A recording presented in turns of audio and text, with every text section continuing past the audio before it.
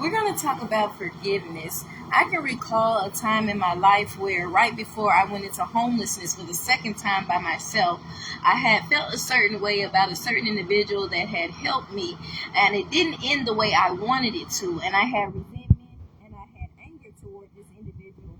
And I knew it wasn't right because whenever they tried to speak to me, I was angry. I didn't want to talk to them. I didn't even want to be around them. I was so hurt. I just felt neglected by them.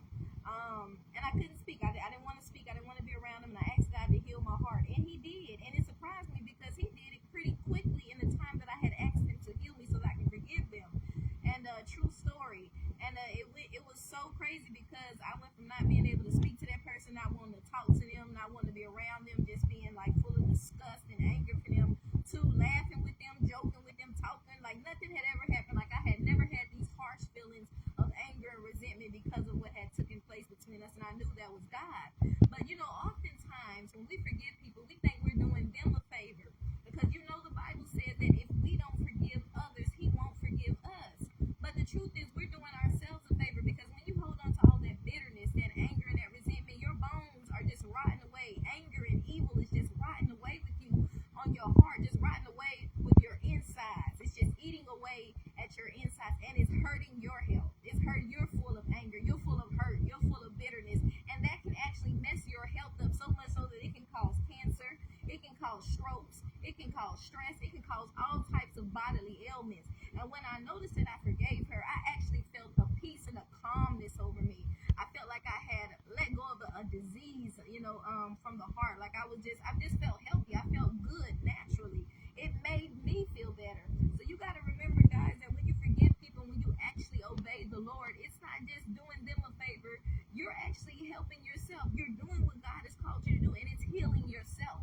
When you're forgiving others, you're healing yourself of whatever that trauma was that took place between you and that individual. It's not just for them, it's for you. In order for you to truly heal and to truly be who God has called you to be, you have to forgive others. And that, when you actually do allow God in so that He can help you to forgive others, you are healing yourself of that trauma. But when you holding on to that bitterness and that anger, and when you think you got the power by being like, no, I'm not going to forgive, and sometimes you got to forget too. But even if you can't forget, when you let go of that power and be like, no, I'm going to do what God told me, I'm going to forgive, you will actually be surprised at how much of a healing it is naturally to your spirit, to your heart, to your inner man. The Bible says laughter is good for the soul. I went from not being able to be around her, not wanting to talk to her, being annoyed, to laughing, to joking, to talking with her like it had never happened, y'all. So God is definitely a miracle worker. He wants us to forgive. He is able to take that pain, that hurt, that sorrow, and help you to overturn it, to heal, and to forgive. Remember, He said if you can't forgive them, He won't forgive us. And we were not worthy of His forgiveness. Who are we to not be able to forgive others that are human, that are flawed, that are born into sin just like us, when He forgave us and He's perfect? Remember that. Forgiveness is not just for the other person, it's for healing for yourself. So obey God. All things are possible with Him. He can heal you. It's for your good.